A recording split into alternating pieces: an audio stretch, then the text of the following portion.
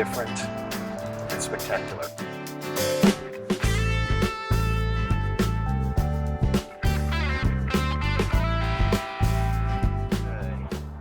I have a collection of many succulents here, but there's one that's probably standing out to you right now that I'm going to talk about in particular.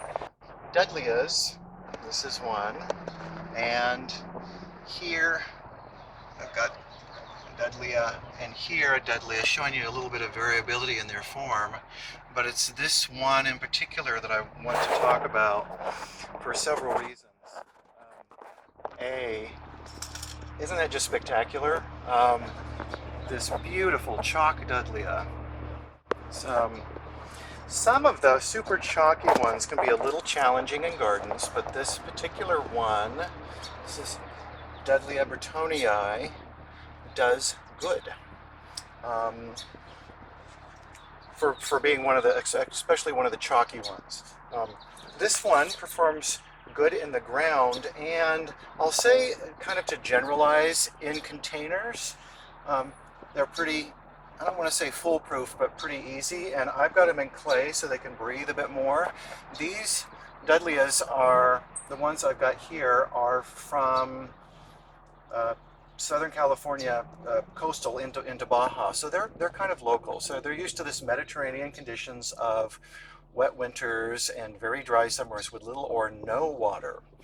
So this is the reason this particular large one developed this waxy coating, which comes off kind of chalky, and you can rub it off if you touch it. I don't know if that'll, I'll do another close-up with it, but that protects the plant from drying out in sun. It helps conserve moisture and shield the plant. So these could have no water all summer. I'll say this, I give these supplemental water even in the summer and they do okay. And this particular Chalk Dudleya, the brittonii, I'm featuring because it's a good choice for a chalky one that does good in the garden.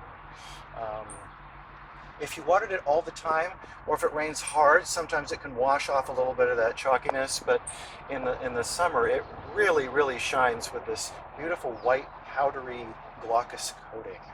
So some people say that you have to put these at an angle, or if the water sits in them it might rot. So maybe if you're in a milder Mediterranean climate where it's moisture, where it's that in-between climate that's a little Mediterranean and a little kind of northwest at the same time, but I've had this in this pot for probably 5 years, easily, and it does get a little overhead water. I can skip a few weeks in the summer and it doesn't matter. In the winter, maybe once a month if it hasn't been raining, if we have a dry year. Anyways, I just had to point this out because it's worthy and beautiful and different and spectacular. It does have little blooms, but it's more the form. I would say they're just little teeny yellowish little flowers on here. So interesting, but that's not why I grow it. So, Dudleya brittonii, something great for your containers or landscape in hot sun with little to no water.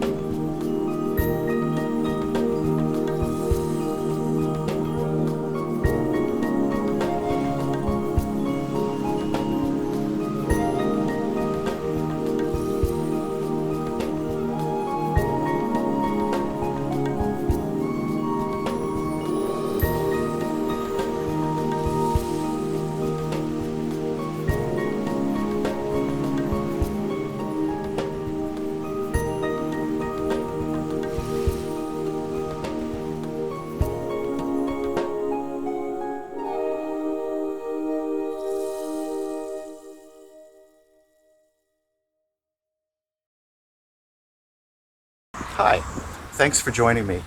If you found this video interesting or informative, or you think that other people might, please give me the thumbs up or subscribe on my YouTube channel.